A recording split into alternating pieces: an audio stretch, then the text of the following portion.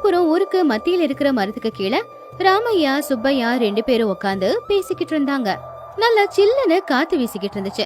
அப்பதான் அந்த ஊருக்கு 2 மாட்டு வண்டி வந்துச்சு. பட்டணத்து வியாபாரி சின்னசாமியும் அவன் வேலைக்கார ரங்கையாவும் வந்தாங்க. சின்னசாமி போட்டிருக்கிற பட்டு துணிய பார்த்து அந்த ஊருக்காரங்க எல்லாருமே ஆச்சரியப்பட்டாங்க. அப்போ வண்டி விட்டு இறங்கின சின்னசாமியோட பார்வை அந்த ஊருக்கு மத்தியில இருக்கிற நீலமணி கல்லு மேல போச்சு.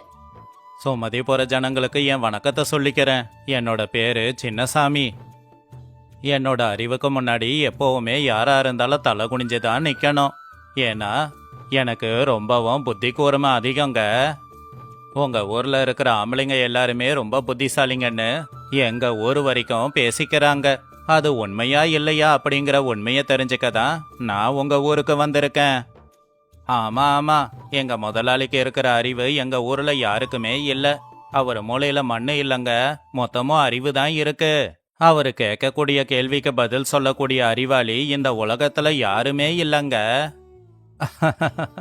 ஓஹோ, என்னடா உங்க முதலாளியோட தலையில முடியே இல்லையே, முழமுழன்னு இருக்கேன்னு எனக்கு ஏற்கனவே சந்தேகம் வந்துச்சு.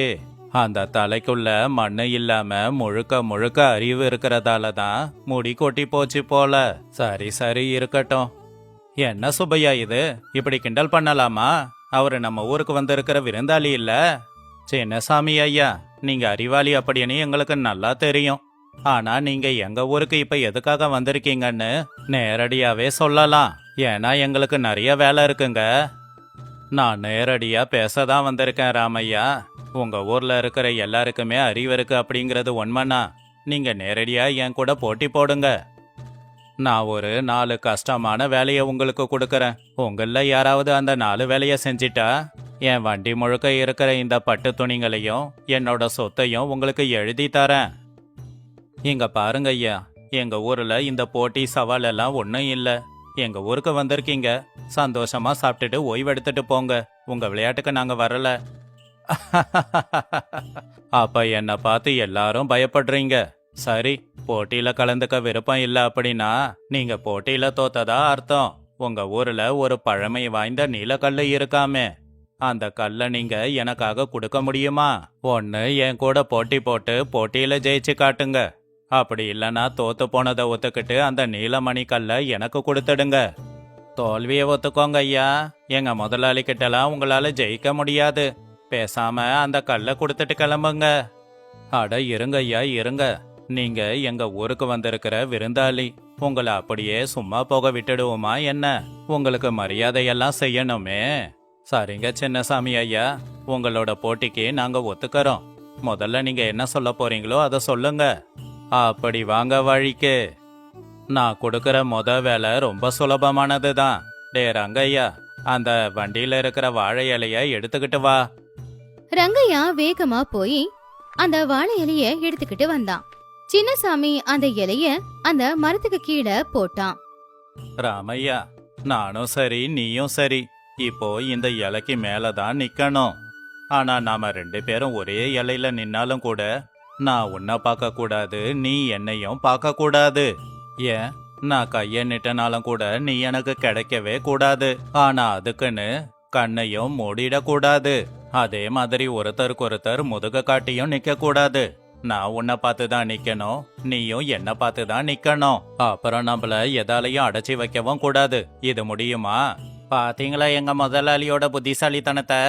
ஒரே இலையில நின்னுக்கிட்டு ஒருத்தர் பார்த்துக்கிட்டு ஆனா ஒருத்தர் தொடக்கூடாது அப்படின்னா எப்படி ஜெயிக்க போறீங்க? பேசாம கல்ல கொடுத்துடுங்க, அதான் உங்களுக்கு நல்லது. என்ன ராமையா இது, ஒரே இலையில நிக்கும் போது ஒருத்தர் தொடத்தானே செய்வோம். கண்ணை மூடக்கூடாதுங்கிறாரு, முதுகையும் காட்டி நிக்க கூடாதுங்கிறாரு. இது எப்படி சாத்தியம்? அட சுப்பையா, கவலைப்படாத. நல்லா நிதானமா யோசிச்சு பார்த்தா எல்லா பிரச்சனைக்கும் ஒரு தீர்வு இருக்கும். சின்னசாமி ஐயா, தயவு செஞ்சு அந்த வாழை இலையை எடுத்துக்கிட்டு அதோ அந்த பஞ்சாயத்து ஆபீஸ் கதவு கிட்ட வாங்க. எல்லாருமே உடனே பஞ்சாயத்து ஆபீஸ்க்கு போனாங்க. அந்த ஆபீஸோட கதவு கிட்ட நின்னுக்கிட்டு, சுப்பையா, அந்த கதவு சந்துல இந்த வாழை இலைய விட்டு பாதி அந்த பக்கமும் பாதி இந்த பக்கமும் இருக்கிற மாதிரி வை. சுப்பையா கதவு சந்து வழியா இலைய வச்சான். அதுக்கப்புறம் ராமையா உள்ள போய் உள்ள இருக்கிற இலை மேல நின்னுக்கிட்டாரு. சின்னசாமிய வெளியில இருக்கிற இலை மேல நிக்க சொன்னாரு. அதுக்கப்புறமா ராமையா அந்த கதவை மூடிட்டாரு. சின்னசாமி ஐயா, நான் இந்த பக்கம் வாழை இலை மேல தான் நிக்கிறேன். நீங்களும் அந்த பக்கம் வாழை இலை மேல தான் நிக்கிறீங்க. 2 பேரும் ஒரே இலை மேல தான் நிக்கிறோம். நான் உங்க பக்கம் தான் திரும்பி நிக்கிறேன், நீங்க என் பக்கம் தான் திரும்பி இருக்கீங்க. ஆனா நம்ம 2 பேருக்கும் நடுவுல இந்த மரக்கதவு இருக்கு. நீங்க என்ன பார்க்கவும் முடியாது, என்ன தொடவும் முடியாது. சவால் முடிஞ்சதுங்களா? ஐயா, என்னங்க ஐயா இது? இவங்க அறிவு ரொம்ப அதிகம்தான் போல இருக்கே. இவ்வளோ அறிவாளித்தனமா வேலைய சீக்கிரமா முடிச்சிட்டாங்களே. இது அநியாயம் ராமையா. நான் சொன்னதை வச்சு என்னையே ஏமாத்த பாக்குறீங்களா? சரி, நான் சொல்ற 2வது வேலைய உங்களால செய்ய முடியாது பாருங்க. எல்லாரும் மறுபடியும் மரத்துக்கு கீழே வந்தாங்க. சின்னசாமி ரொம்ப கோவமா 2வது வேலைய சொல்ல ஆரம்பிச்சான். ராமையா, சொன்ன வேலைய எப்படியோ செஞ்சு ஏமாத்திட்ட. இப்ப பாரு. டே ரங்கையா, அந்த வண்டியில இருக்கிற 50 கிலோ மணல் மூட்டைய என் தோல்ல கொண்டு வந்து வைடா. ரங்கையா ரொம்பவும் கஷ்டப்பட்டு அந்த மணல் மூட்டையை கொண்டு வந்து சின்னசாமியோட தோல்ல வச்சான். அதோட கணத்துக்கு ஒரு பக்கமா அவன் தோல் சாஞ்சிடுச்சு. இங்க பாருங்க ராமையா, இந்த மணல் மூட்டை ரொம்ப இறுக்கமா இருக்கு. இத நான் இறுக்கமா பிடிச்சுக்கிறேன். நீங்க என்ன தொடக்கூடாது, என்ன மிரட்டக்கூடாது, என் மேல தண்ணிய ஊத்தக்கூடாது. என்னை விட்டு 3 அடி தூரத்துல நிக்கணும்.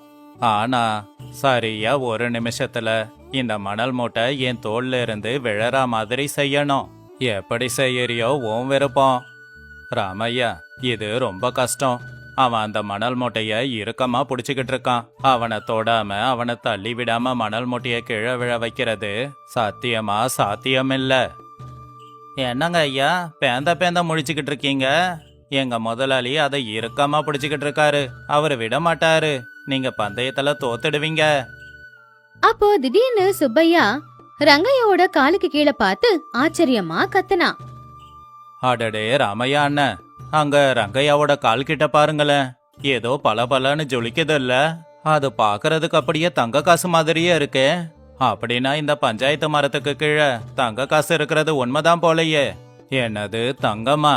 எங்க எங்க? தங்க காசு அப்படின்னு சொன்ன உடனேயே சின்னசாமியோட கண்ணு எங்க எங்க அப்படின்னு ரங்கையோட காலுக்கு கீழே இருக்கிற அந்த தங்க காசை எட்டி பார்க்க முயற்சி பண்ணப்போ கொஞ்சம் தடுமாறினான். அப்படி தடுமாறின உடனே அவன் மூட்டையை பிடிச்சுக்கிட்டு இருக்கிற இறுக்கம் விட்டு போய் அந்த மூட்டை தமால் அப்படின்னு அவன் தோல்ல இருந்து கீழே விழுந்துருச்சு.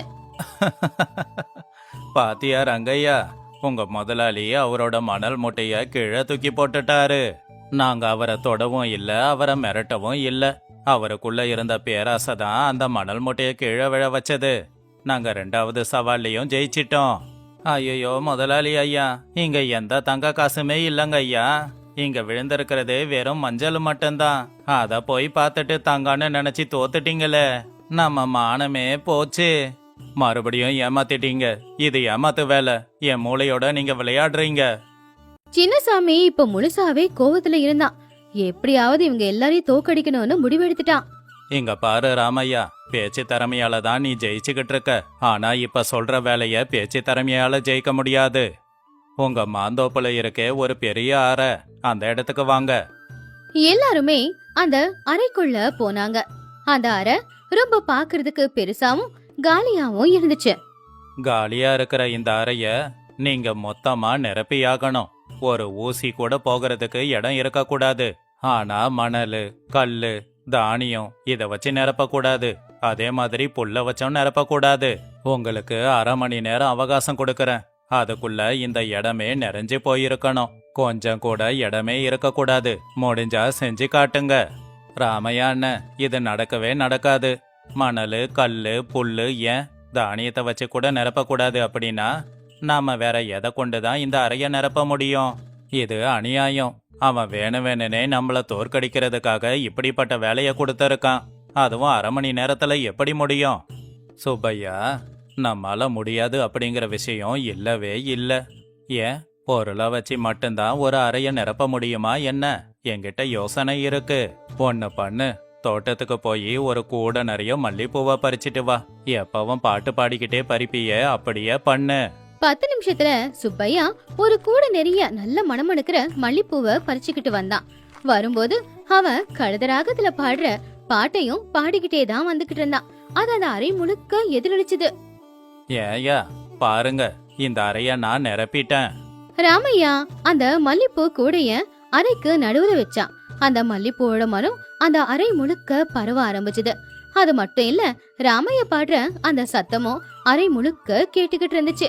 பாவம், அவன் கழுத குரல்ல பாடுறத யாராலையும் கேட்க கூட முடியல. பாத்தீங்களா சின்னசாமி ஐயா, நான் கொண்டு வந்து வச்சிருக்கிற இந்த பூவோட மனம் இந்த அறை முழுக்க இருக்கு. இந்த வாசம் இந்த அறையில போகாத இடமே கிடையாது. ஒருவேளை இந்த மல்லிப்பூ வாசம் போய் சேராத காலி இடம் எதனா இருந்தா அது எங்க சுப்பையா பாடின பாட்டு சத்தம் நிரப்பிடும். இப்ப இந்த அறை முழுக்க நல்ல ஒரு மனமும் சுப்பையாவோட சத்தமும் நிறைஞ்சிருக்கு. இப்ப உங்க போட்டியில ஜெயிச்சிட்டோம். ஐயோ முதலாளி ஐயா, அவன் பாடுறத கொஞ்சம் நிறுத்த சொல்லுங்க. இந்த அறை முழுக்க அவன் பாட்டு சத்தம் தான் நிறைஞ்சிருக்கு. அவரு சொன்னது உண்மைதான். இந்த அறை முழுக்க நிறைஞ்சு போச்சு. நம்ம மான மரியாதையும் போச்சு. வாங்க ஓடி போயிடலாம். வாய மூடு ரங்கையா, இதுவும் அவன் செய்யற ஏமாத்து வேலைதான்.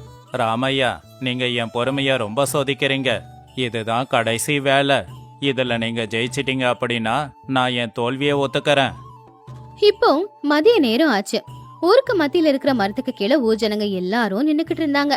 சின்னசாமி நெத்தியில இருக்கிற வேர்வையை தொடச்சுக்கிட்டு கம்பீரமா நின்னுக்கிட்டு இருந்தான். ராமையா, இந்த 4வது வேலை எந்த பொருளையும் வச்சு இல்ல, வெறும் பேச்ச மட்டும் வச்சுதான். நான் உங்ககிட்ட ஒரு 3 கேள்வியை கேட்பேன். அதுக்கு நீங்க சரியான பதில கொடுக்கணும். அதுக்கப்புறம் நீங்க என்கிட்ட 3 கேள்வியை கேட்கலாம். அதுக்கு நான் சரியான பதில கொடுக்கணும். நீங்க கேக்குற 3 கேள்வியில ஏதாவது ஒரு கேள்விக்கு நானு இல்ல அப்படின்னு பதில கொடுக்க கூடாது. ஆனா நான் இல்ல அப்படின்னு பதில் கொடுக்கற மாதிரி நீ செய்யணும். அப்பதான் பந்தயத்துல நீங்க ஜெயிச்சா மாதிரி. ராமையா, அவன் ஏதோ ஏமாத்த பாக்குறான்னு நினைக்கிறேன். எந்த கேள்வியை கேட்டாலும் ஆமா உண்மை நிஜம்னு சொல்லிட்டு போயிடுவான். இல்லன்னு சொல்ல மாட்டான்.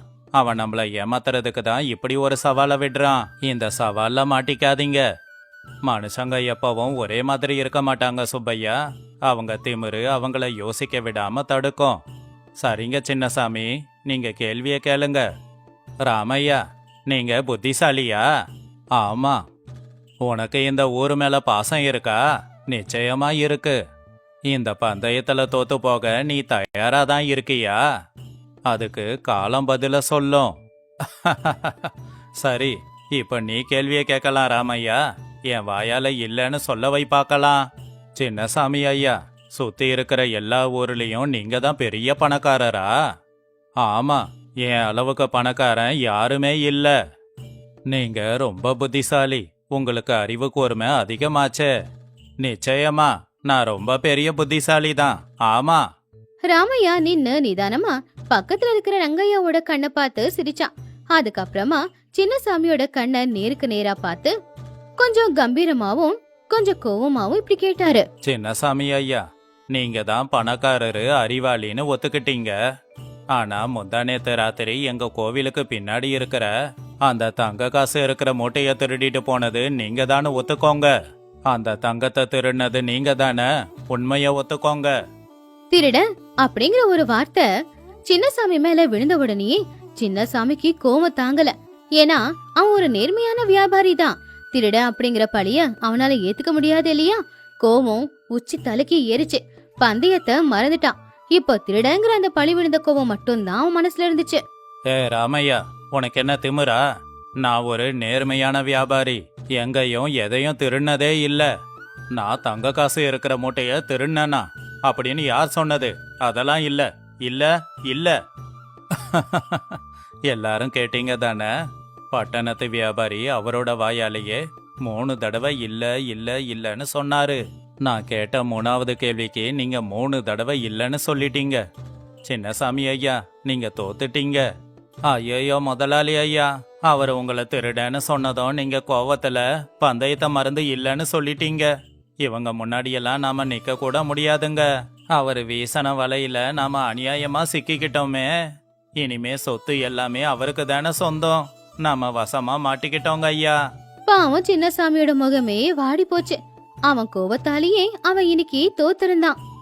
ராமையாவோட அறிவுக்கு முன்னாடி அவனுடைய அகங்காரம் அழிஞ்சே போச்சு. இப்ப அடுத்து என்ன சொல்றதுன்னு பாவம் அவனுக்கே தெரியல. ராமையா, மனசார சொல்றேன், நீங்க எல்லாருமே புத்திசாலிங்க தான். உங்க புத்திசாலித்தனத்துக்கு முன்னாடி என்னுடைய கோவமும் கர்வமும் சுத்தமா அழிஞ்சு போச்சு. என்னோட கோவத்தை பயன்படுத்தியே என்ன ஒரே நொடியில தோக்கடிச்சிட்ட. இந்த ஊர்ல இருக்கிற எல்லா ஆம்பளைங்களும் அறிவாளிங்க தான் அப்படின்னு நான் ஒத்துக்கறேன். என்கிட்ட இருக்கிற குதிரை வண்டியும் அதுல இருக்கிற பட்டு துணியும் இந்த ஊர்ல இருக்கிற எல்லாருக்குமே சொந்தம். அதை எடுத்துக்கிட்டு தயவு செஞ்சு என்ன இங்கிருந்து அனுப்புங்க. பாத்தீங்களா சின்னசாமி ஐயா, மத்த ஊரை சேர்ந்த ஆம்பளைங்க புத்திசாலிங்களா இல்லையான்னு பார்க்க வந்தீங்கன்னா கடைசியில நீங்க தான் முட்டாளு அப்படிங்கிற பேரை வாங்கிக்கிட்டு போகணும். உடல் பலத்தை விட புத்தி பலம் ரொம்ப முக்கியங்க. சின்னசாமியும் ரங்கையாவும் திரும்பி பட்டணத்து பக்கம் போய்கிட்டு இருந்தாங்க. அவங்க கண்ணுல சோகமும் தோல்விக்கான அந்த கவலையும் தெரிஞ்சது. அப்ப ராமையா அவங்கள தடுத்து, ஒரு நிமிஷம் இருங்க சின்னசாமி, உங்க சொத்து எங்களுக்கு வேண்டாம். உங்க வண்டிய நீங்களே கொண்டு போங்க. என்ன ராமையா இது, பந்தயத்துல நீங்க தானே ஜெயிச்சிங்க, அப்புறம் எதுக்காக இதெல்லாம் வேண்டான்னு சொல்றீங்க? எங்க ஊரை சேர்ந்த நாங்க எல்லாரும் புத்திசாலிங்க மட்டும் இல்ல, எங்களுக்கு கொஞ்சம் கருணையும் இருக்கு. கஷ்டப்பட்டு உழைக்கிற சொத்து மட்டும்தான் எங்களுக்கு சொந்தம். மத்தவங்களோட உழைப்புல வர்றத நாங்க சொத்தா பார்க்க மாட்டோம். எங்க உழைப்பு எப்படி எங்களுக்கு உயிரோ, உங்க உழைப்பும் உங்களுக்கு உசுறு தானே. அதை எடுத்துக்கிறது தர்மம் இல்ல. உங்களோட கர்வம் அழிஞ்சது இல்லையா, அது போதும். நீங்க சந்தோஷமா போயிட்டு வாங்க. ஐயா, உண்மையிலேயே நீங்க எல்லாருமே இப்ப என் பார்வையில கடவுள் மாதிரி தான் தெரியுறீங்க. எங்க ஐயாவோட கர்வத்தை அழிச்சிட்டீங்க. நீங்க எல்லாரும் கருணை உள்ளம் கொண்டவங்கன்னு காட்டிட்டீங்க. நீங்க நல்லா இருக்கணும். ராமையா, உங்க எல்லாருக்குமே ரொம்ப பெரிய மனசு. நீங்க எல்லாரும் புத்திசாலிங்க மட்டும் இல்ல, கருணை இருக்கிறவங்க. இனிமே உங்க ஊரு பேரை கேட்கும் போதெல்லாம் நான் நிச்சயமா கையெடுத்து கும்பிடுவேன். நான் வரேன். சின்னசாமியும் ரங்கையாவும் சந்தோஷமா அவங்க வண்டியில ஏறி கிளம்பிட்டாங்க. உடல் பலத்தை வச்சு செய்யற சண்டையில ஒரு உசுருக்கு ஆபத்து வரும். ஆனா புத்தி பலத்தோட போடுற சண்டையில எந்த உசுருக்கு ஆபத்து வராது. ஆனா எதிரியோட அகங்காரமும் திமிரும் மட்டும்தான் அழியும். சுமதிபுரத்தோட ஜனங்களோட சிரிப்பு சத்தத்துல அந்த இடத்துல கதை முடிஞ்சது. இந்த கதையில இருக்கிற நீதி, எப்பேற்பட்ட பிரச்சனை, எவ்வளவு கடுமையான பிரச்சனை வந்தாலும் கூட நின்னு நிதானமா புத்திசாலித்தனமா யோசிக்கும் போது அந்த பிரச்சனையை தீர்த்து வைக்கிறதுக்கான யோசனை நமக்கு கிடைக்கும். நிச்சயமா அந்த பிரச்சனையை நம்மளால தீர்த்து வைக்கவும் முடியும். அதே மாதிரி எப்பவுமே ஒருத்தனுக்கு அவன் கிட்ட இருக்கிற புத்திசாலித்தனமும் அவன் கிட்ட இருக்கிற சொத்து பணம் எல்லாத்தையும் பார்த்து திமிர் மட்டும் வரவே கூடாது. அடக்கம் அமரருள் உய்க்கும், அடங்காமை ஆறிருள் உய்த்துவிடும் அப்படின்னு வள்ளுவர் சொன்னது உண்மைதானே? நமக்கு இருக்கிற திறமை என்னைக்கு 10 பேருக்கு பயன்படும்னா, நம்ம கிட்ட இருக்கிற திறமைய பார்த்து நமக்கு ஆணவம் வராத வரைக்கும் தான் அது மத்தவங்களுக்கு பயன்படும். லக்ஷ்மிபுரம் கிராமத்துல சாயந்தரம் 5 மணி இருக்கும். அப்போ காத்து வேகமா வீசி மழையும் ஊருக்குள்ள பேஞ்சுக்கிட்டு இருந்துச்சு. ராமையா அவன் வீட்டுக்கு முன்னாடி இருக்கிற திண்ணையில மண்ணடுப்புல மண்பானையில மீன் குழம்பு சமைச்சுக்கிட்டு இருந்தான். அந்த மீன் குழம்பு வாசம் வீதி முழுக்க பரவுச்சு. அப்பாடா, என்ன சீதா இது, கொட்டு கொட்டுன்னு கடந்த 3 நாளா மழை கொட்டிக்கிட்டே இருக்கு. எப்படி இருந்தாலும் நமக்கு நேரம் நல்லா இருக்கு. நாம செய்யற மீன் குழம்ப வாங்க ஜனங்க நம்ம வீடு தேடி வராங்க. நம்ம பழப்பு நல்லா தான் போகுது. ஆமாங்க, இந்த ஊர்ல இருக்கிற எல்லாருமே நீங்க வைக்கிற மீன் குழம்புக்கு அடிமைங்க தானே. நீங்க செய்யற இந்த காரசாரமான மீன் குழம்ப சாப்பிட்டா குளிரெல்லாம் ஓடி போயிடும்.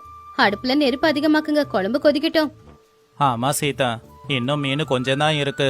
இன்னும் ஒரு வேளைக்கு மீன் குழம்ப வித்துட்டா அந்த பணத்துல இந்த மழை காலத்துக்கு தேவைப்படுற அரிசி பருப்பெல்லாம் வாங்கிட்டு வந்து வச்சுக்கலாம். இந்த மழை காலத்துல கஷ்டமே இருக்காது. சீதா சிரிச்சுக்கிட்டே, இதெல்லாம் இருக்கட்டுங்க, ஆனா நம்ம தெருவுல இருக்காரே அந்த சுப்பையாவும் அவங்க பொண்டாட்டி காந்தம்மாவும், அவங்க எப்பவும் போலவே வந்து காசு கொடுக்காம நல்லா சாப்பிட்டுட்டு குழம்ப குறை சொல்லிட்டு போயிடுவாங்க. நம்ம படுற கஷ்டம் எல்லாம் வீணாதாங்க போகுது. அப்போ ராமையா கோவமா, சரி வந்தா வரட்டும், நியாயமா காசை கொடுத்தாதான் குழம்ப கொடுப்பேன். அதை விட்டுட்டு என் பானையில கைய வச்சாங்கன்னா அவங்க கைய கூட வெட்டிடுவேன்.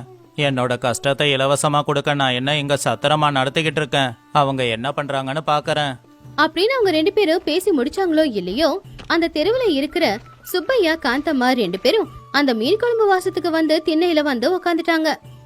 அடடே, என்ன ராமையா, ஊரெல்லாம் மழையில கஷ்டப்பட்டு வீட்டுக்குள்ள இருக்காங்க. ஆனா நீ மட்டும் மணக்க மணக்க மீன் குழம்பு வச்சு எங்க பசி எல்லாத்தையும் தூண்டி விட்டுக்கிட்டு இருக்கியே. எங்க ஒரு நல்ல மீன் துண்டா போட்டு கொடு பாப்போம். ஆமா சீதா, எங்க வீட்டுல அடுப்பு நனைஞ்சு போச்சு. அடுப்பு பத்த வைக்க காஞ்ச விறகும் இல்லையா, அதான் எதுவும் சமைக்கல. அப்பதான் உங்க மீன் குழம்பு வாசம் எங்க வீடு வரைக்கும் வந்துச்சு. எப்பவுமே உங்க மீன் குழம்பு வாசம் மூக்க தொலைக்குமே, அதான் சரின்னு சாப்பிட்டுட்டு போலான்னு வந்திருக்கோம். அப்போ அதை கேட்டு ராமையா, வாங்க அண்ணன், வாங்க அண்ணி. இந்த மழையில நல்ல சுட சுட மீன் குழம்பு சாப்பிட்டா நல்லா தான் இருக்கும். ஒரு தட்டு சாப்பாடும் ஒரு துண்டு மீனும் சேர்த்தா 30 காசு. உங்களுக்கு எத்தனை தட்டு சாப்பாடு வேணும்?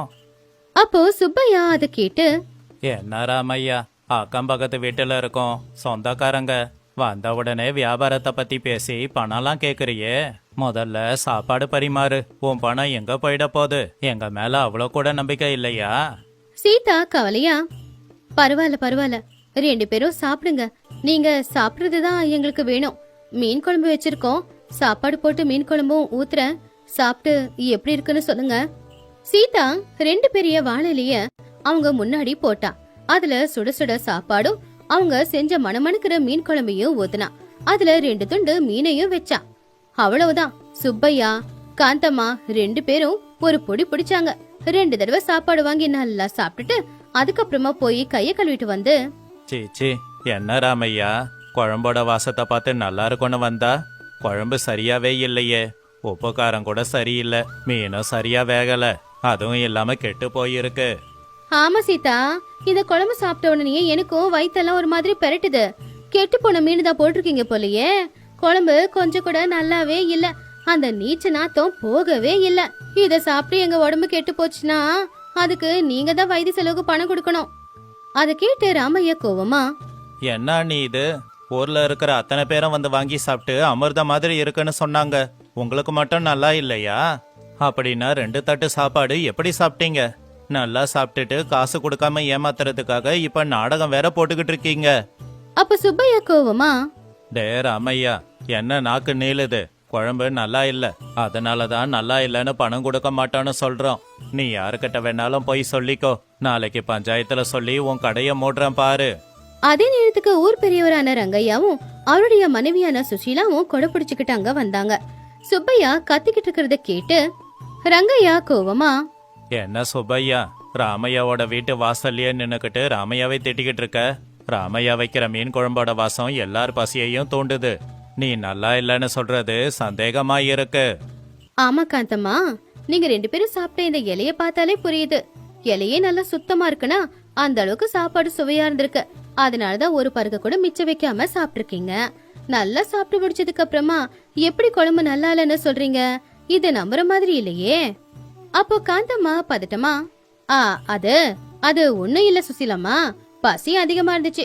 பசி ருசி அறியாதுன்னு சொல்லுவாங்க இல்லையா, அதனால பசியில அம்புட்டியும் சாப்பிட்டுட்டோம். ஆனா சாப்பிட்டதுக்கு அப்புறம் தானே தெரியுது இந்த ராமையா கெட்டு போன மீனை போட்டு சமைச்சிருக்கான்னு. எங்க உசுருக்கு இவனாலதான் ஆபத்து வரப்போகுது போல. ரங்கையா சிரிச்சுக்கிட்டே ராமையாவை பார்த்து கண்ணடிச்சு, ஓ அப்படியா சுப்பையா, நீ சொன்னது உண்மைதான். இந்த ராமையா அழுகி போன மீனை போட்டு தான் குழம்பு வச்சுக்கிட்டு இருக்கான். அது எனக்கு தெரியும். அதனாலதான் காலையிலேயே பெரிய மீனா நானே கொண்டு வந்து கொடுத்து சமைக்க சொல்லியிருக்கேன். அந்த குழம்ப அவன் உள்ளதான் வச்சிருக்கான். அதை கேட்டு சுப்பையா ரொம்பவும் ஆசையா, அப்படியா, என்ன மீனை கொண்டு வந்தீங்க? அது சாப்பிட எப்படி இருக்கும்? எங்க வாங்குனீங்க? அட, அது சாதாரண மீன் இல்ல. பட்டணத்துல இருக்கிற என் மச்சான் ஒரு சாமியார்கிட்ட இருந்து வாங்கிட்டு வந்து கொடுத்தது. அந்த மீன் அமிர்த மாதிரி இருக்குமா சமைச்சா. ஆனா மனசுல நேர்மை இருக்கிறவங்க, பொய் சொல்லாதவங்களுக்கு தான் அந்த மீன் சுவையா இருக்குமா. ஆனா கெட்டவங்க சாப்பிட்டா அந்த குழம்பு காரமாவும் கசப்பாவும் மாறி வயிறெல்லாம் எரியுமா. காந்தம்மா பதட்டமா, ஐயோ வயிறு வாயிலிருந்து எரியுமா? இது என்ன மீனு? இப்படிப்பட்ட மீனை பத்தி நான் கேள்விப்பட்டதே இல்லையே. ஏதாவது பொய் சொல்றீங்களா? அப்போ சுஷீலா கிண்டலா சிரிச்சு, அட என்ன காந்தம்மா, இந்த மீனை பத்தி நீ கேள்விப்பட்டதே இல்லனா அது அதிசயம்தான். ராமையா, என் வீட்டுக்காரரு கொடுத்த அந்த மீன் குழம்ப கொண்டு வா. பாவம், நம்ம சுப்பையாவும் ரொம்ப நல்ல மனுஷன், நேர்மையான ஆளு. 2 பேருமே அந்த குழம்பு போட்டு சாப்பிடட்டும் அப்படின்னு சொன்னதோ ராமையா ரங்கையா 2 பேரும் வீட்டுக்குள்ள போனாங்க. ராமையா, நான் சொல்றத உடனே செய். நல்லா காரமான மிளகா, அப்புறம் வீட்டுக்கு பின்னாடி வேப்ப மரத்துல இருக்கிற வேப்பம்பூ, அப்புறம் புளி, அதோட கூட கொஞ்சம் இஞ்சி பூண்டெல்லாம் போட்டு நல்லா அரைச்சிடு. அதுல வேக வச்ச வாழைக்காய போட்டு கொண்டு வா. இன்னைக்கு இந்த சுப்பையாவுக்கு பாடம் கத்து கொடுக்கணும். அப்ப ராமையா சிரிச்சுக்கிட்டே, ஐயா உங்களுக்கு ரொம்ப நல்ல மனசு. இந்த சுப்பையா எப்ப பார்த்தாலும் என்னை ஏமாத்திக்கிட்டு இருக்கான். நல்ல வேலையா நீங்க வந்தீங்க. இவன் எப்பவும் இப்படிதாங்க ஐயா. இன்னைக்கு நீங்க சொன்ன மாதிரி செஞ்சு கொடுத்து அவனுக்கு ஒரு பாடத்தை கத்து கொடுக்கணும். ராமையா ரங்கையா சொன்ன மாதிரியே எல்லாத்தையும் கலந்து கொதிக்க வச்சு அந்த பானைய வெளியில கொண்டு வந்தான். அதுல இருந்து சூட காரமா ஆவரி வந்துகிட்டு இருந்துச்சு. பாத்தீங்களா சுப்பையா, இதான் நான் சொன்ன மீன் குழம்பு. நீங்க நேர்மையான ஆளு அப்படிங்கறதால உங்களுக்கு அமிர்தமா இருக்கும். ராமையா, சீக்கிரமா அவருக்கு ஒரு வாழை இலையில மீன் குழம்ப பரிமாறு. சுப்பையாவும் இலவசமா கிடைக்குதே அப்படின்னு ஆசையா, பரிமாறு ராமையா. நான் எவ்வளவு நல்லவன்னு எல்லாருக்குமே தெரியும். அந்த குழம்பு எனக்கு அமிர்தமா இருக்கும் அப்படின்னு சொல்லி சுப்பையா சாப்பிடுறதுக்காக உட்கார்ந்தான். ராமையா பரிமாறின அந்த மீன் குழம்ப வாயில வச்சு சாப்பிட ஆரம்பிச்சான். அத சாப்பிட முதல்ல எதுவும் தெரியல. ஆனா அதுக்கப்புறம் வாயில இருந்து வயிறு வரைக்கும் எரிய ஆரம்பிச்சுது. அப்படி எரிச்சலா இருக்கு அப்படிங்கறத வெளியில சொன்னா அவன் நேர்மை இல்லாதவன் அப்படின்னு சொல்லி எல்லாரும் கிண்டல் பண்ணிடுவாங்களோ என்னமோ அப்படின்னு வேற வழி இல்லாம அதை துப்பவும் முடியாம சாப்பிட்டுக்கிட்டே இருந்தான். ஒன்னும் இல்ல, கொஞ்சம் காரம் கொஞ்சம் அதிகமா இருக்கு, அவ்வளவுதான். ஆனா இந்த மீன் தான் கொஞ்சம் ஏதோ ஒரு மாதிரியா இருக்கு. இந்த மீன் இப்படிதான் இருக்குமோ என்னமோ, குழம்பு அமிர்த மாதிரி தான் இருக்கு. ரங்கையா சிரிச்சுக்கிட்டே, பாத்தியா காந்தம்மா, உன் புருஷன் எவ்வளோ நல்லா சாப்பிடுறான்னு. நீயும் சாப்பிட்டு பாரு. நீயும் நல்ல மனசுக்காரியாச்சே, உனக்கும் அந்த குழம்பு அமிர்தமா இருக்கும். காந்தம்மாவும் ஆசையா, அப்படின்னா சீதா எனக்கும் அந்த குழம்பு கூட அப்படின்னு சொல்லி காந்தம்மாவும் அந்த குழம்ப சாப்பிட்டா. அவ்வளவுதான், அவளால காரத்தை தாங்க முடியல. உடனே அவளுக்கு பயங்கரமா வயிறெல்லாம் எரிய ஆரம்பிச்சுது. காரம் தாங்க முடியாம சத்தமா கத்த ஆரம்பிச்சுட்டா. ஐயோ, காரம், கசப்பு, புளிப்பு, என்ன இது? இது மீன் குழம்பா இல்ல கசாயமா? ஐயோ, குடிக்க தண்ணி கொடுங்க, என்னால இந்த காரத்தை தாங்க முடியல, வயிறெல்லாம் எரியுது அப்படின்னு சொல்லி அந்த இருட்டுல சுப்பையா காந்தம்மா 2 பேரும் காரத்தை தாங்க முடியாம தண்ணிக்காக அங்க இங்கன்னு ஓடிக்கிட்டு இருந்தாங்க. அப்போ சுப்பையா, தண்ணி தண்ணி, ராமையா எங்க இருக்கு தண்ணி? சீக்கிரமா குடு, காரம் தாங்க முடியல, வாயில இருந்து வயிறு வரைக்கும் எரியுதே, சீக்கிரமா குடிக்க தண்ணி குடு. ஏங்க முதல்ல எனக்கு தண்ணியை கொடுங்க, என்னை விட உங்களுக்கு தண்ணி முக்கியமா போச்சா?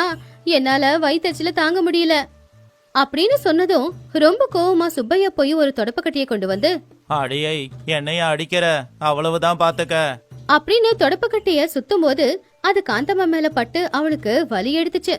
ஐயோ, என் புருஷன் என்ன அடிச்சே சாகடிக்கிறாரு. காரம் ஒரு பக்கம் இருந்துச்சுன்னா தண்ணி கொடுக்காம அதுக்கு பதிலா பொண்டாட்டிய அடிக்கிறாரு. தயவு செஞ்சு யாராவது காப்பாத்துங்க. இது எல்லாத்தையும் பார்த்து ராமையா சிரிச்சுக்கிட்டே, அண்ணா அது குடிக்கிற தண்ணி இல்ல, சூடா இருக்கிற சாம்பாரு. முகத்துல ஊத்திக்கிட்டா முகம் வெந்து போயிடும். சீதா உடனே போய் விளக்க பத்த வச்சு கொண்டு வந்தா. அப்பதான் தெரியுது 2 பேரும் தண்ணிக்காக அலைஞ்சதுல சேத்துல விழுந்து புரண்டு உடம்பெல்லாம் சேறு ஓட்டிக்கிட்டு இருக்கிறது. அத பார்த்து ரங்கையா சுஷீலா 2 பேருமே சிரிச்சாங்க. பாத்தியா இந்த மீனோட மகிமைய? போய் சொன்னவங்களுக்கு நல்ல பாடம் கத்து கொடுத்திருக்க. இப்பவாவது உண்மைய சொல்லு. ராமையா சமைச்ச குழம்பு நல்லா இருந்துச்சா, இல்ல நீ சொன்ன மாதிரி நல்லா இல்லையா?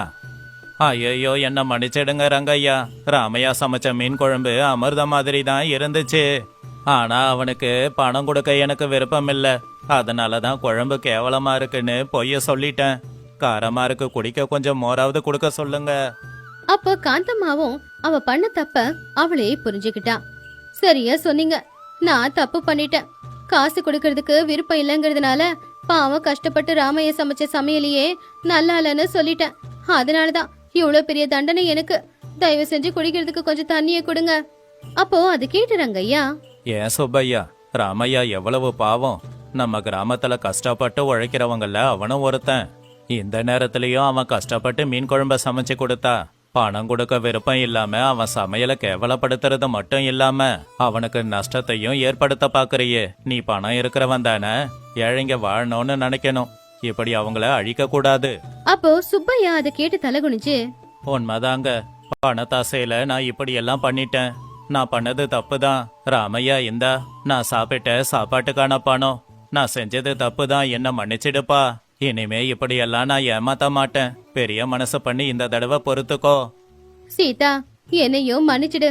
உன் புருஷ சமையல நல்லா இல்லைன்னு சொன்னதுக்கு. உண்மையிலேயே உன் புருஷன் வச்ச மீன் குழம்பு அமிர்த மாதிரி தான் இருந்துச்சு. நல்லா சாப்பிட்டுப்புட்டு பணம் கொடுக்க விரும்ப இல்லாம தான் அப்படியெல்லாம் பொய் சொல்லிட்டோம். இனிமே இந்த மாதிரி கஞ்சத்தனத்தை எங்கேயுமே காட்ட மாட்டோம். அப்போ ராமையா சந்தோஷமா பணத்தை வாங்கிக்கிட்டு, பரவாயில்லண்ணே, நீங்க செஞ்ச தப்ப புரிஞ்சுக்கிட்டீங்கல்ல, அதுவே போதும். என் கஷ்டத்துக்கான பலனை தானே நான் எதிர்பார்க்கறேன். நீங்க வயிறார சாப்பிட்டீங்கல்ல, அதுவே போதும்ண்ணே. ரங்கையா சிரிச்சுக்கிட்டே, பரவாயில்ல ராமையா, இவனை மன்னிச்சு விட்டுறனா உனக்கு பெரிய மனசுதான் இருக்கணும். சுப்பையா, இப்பவாவது புரிஞ்சுக்கோ, இனி இந்த கஞ்ச புத்திய விட்டுடு.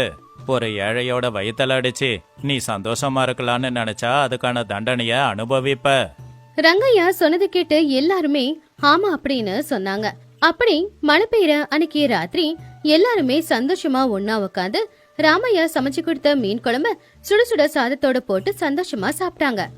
இந்த கதையில இருக்கிற நீதி என்னன்னா, நம்ம கூடவே இருக்கிறவங்களுடைய கஷ்டத்தை நாம புரிஞ்சுக்கலன்னா வேற யார் புரிஞ்சுப்பாங்க? ஒருத்தவங்களுடைய கஷ்டத்துல நாம சந்தோஷமா வாழக்கூடாது. ஒருத்தவங்களுடைய உழைப்ப நாம திருடக்கூடாது. அப்படி திருடனா அந்த கடவுள் கூட நிச்சயமா நம்மள மன்னிக்கவே மாட்டாரு.